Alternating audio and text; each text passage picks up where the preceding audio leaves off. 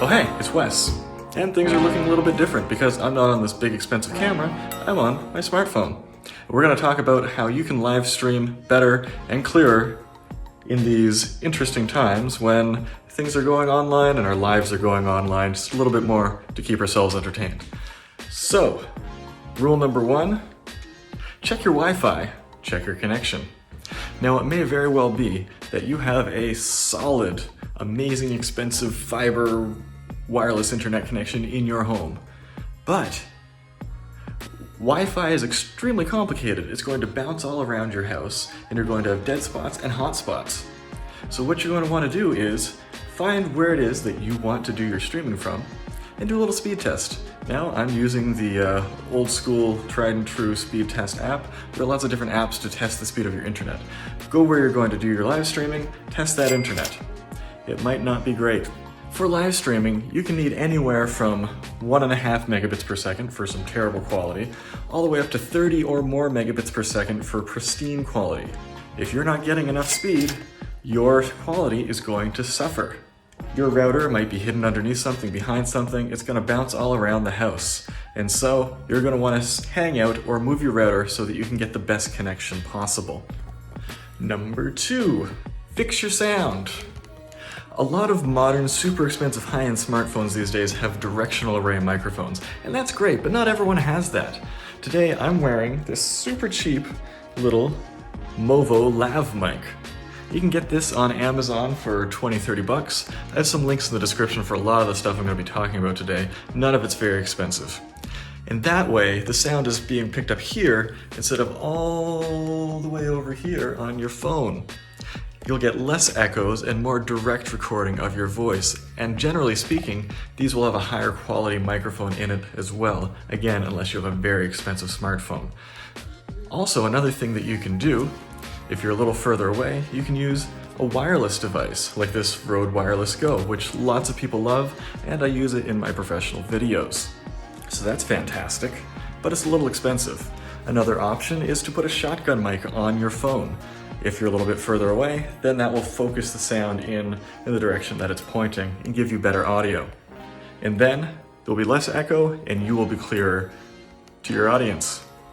Number 3, fix your light. If you've got a window, you're going to want to use it. I'm not going to talk about big softboxes and professional lights. Smartphones have very tiny sensors, and it takes a lot of light to make them happy and to give you a clear picture of what you're doing. So, I've got this big window here. If I go this way, I'm in the dark. If I shoot in a darker place in my house, I'm in the dark. You will be shocked at how much light your smartphone sensor can actually eat up. So as much light as you can get, you want that. So I'm next to this huge window, and I'm looking pretty good. Well, as good as I'm gonna look. It's not just about how good you look, this can affect your video in much the same way as your bitrate. As the quality of your video goes down because your phone is needing to boost the exposure, you're going to look mushy and grainy, and it's going to look like you have a bad connection even when you don't.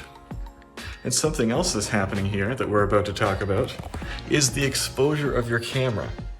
If you go somewhere where there is a dark background, like this, your face exposure is going to get too bright and washed out.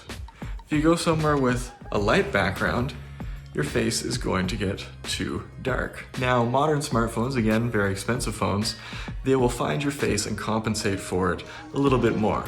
However, it's still having a hard time. I don't look great. So what you need is a background with kind of an average exposure. Nothing too bright, nothing too dark, so that your phone can see what it's doing. You can actually average it out and you'll be seen. Now this is a little bit busy behind me, and so it's a bit distracting. However, the exposure on my face is much nicer. I look like me, and I don't know, that's sometimes a nice thing. Number 4, get your hands off the phone. You'll be surprised to know that when you're holding your phone, it can actually have a huge impact on your reception. I mean, if you don't remember antenna gate, that is. Even today's smartphones super modern, super expensive smartphones, just holding your phone can cut your data speeds in half or less depending on how and where you're holding it. Your body is mostly made up of water, and water is great at blocking radio waves. So get your hands off your phone. How are you going to do that? Well, there are lots of simple little tripods. I'm currently using a Joby GorillaPod to hold on to my phone, and that's going to let me get a much better data throughput. And it will also allow me to get the phone further away from my face so that I'm not live streaming like this, because who wants to see this? Not me. I don't want to see this. Much better. Not holding the phone, and I'm not too close to me. Also, when you're using a tripod like this, you can put the legs out and easily set it down and not have to be holding it anymore. Now, since I'm using this very cheap lav mic, I can't get too far away from it right now. I'm not using my fancy wireless setup. Number 5, and that's kind of what we're doing right here. Stop moving around so much. The more you move, the more information is needed to create the video and to create your live stream. So as soon as you settle down and set this phone down, your stream quality is actually going to go up. Your face will become sharper and your background will become sharper because, number 1, there's less work to encode the video. Number 2, you and your viewer will be using less data to send and receive the video. That's great for everyone. Win-win. Now, I don't want you to be too boring, but just so you know, every time you move, you're chewing more bits that you don't necessarily need to be chewing. Next up, let's talk about your lens. This camera that I'm using right here, I'm using the front-facing lens so that I can see myself when I'm looking at it. Now on most phones, that's actually the worst quality camera on the phone. But when the situation presents itself and you want the best quality possible, you're going to want to flip this camera around and use the higher quality camera on the back. That's usually the medium focal length. Say on my phone, I have a wide lens and a telephoto lens and a medium lens. That medium lens on pretty much every smartphone is the highest quality lens, the highest quality camera on the phone.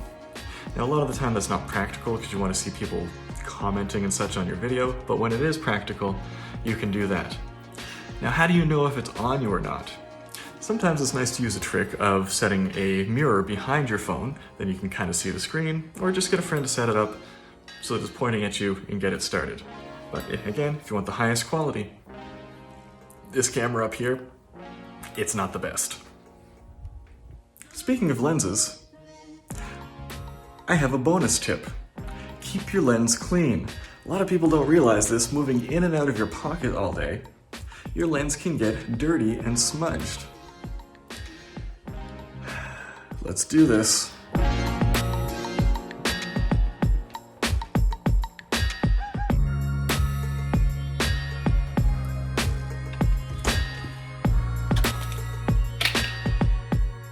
It's time for a greasy lens.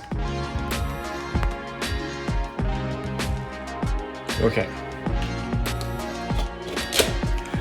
I wanted to save you and me the embarrassment of using actual skin grease, so I just put a little bit of base L on my lens. It's actually such a small amount that I can't even see that my lens has anything on it. But, as you can see, my video quality has substantially gone down. It will get even worse if there's any light coming in from behind me. Uh-oh. You might remember the last time we took this shot, my camera could adjust to my face. Not this time. Gotta keep that lens clean. So before you start any important videos, just use your shirt. These screens are highly scratch resistant. And there you go, I'm back to looking sharp, and I still don't look great in this direction though. That's fine. Don't shoot in this direction. And there you have it. Those are my top 6 plus a bonus tips for getting the best live stream you can. Let me know if you have any tips down in the comments. And again, I have some links to some stuff that you can pick up that can make this easier for you, like mics or little cheap tripods. Again, nothing fancy, but if we're gonna be stuck this way for a little while, might as well make the best of it. So, until next time, wash your hands and go take some photos.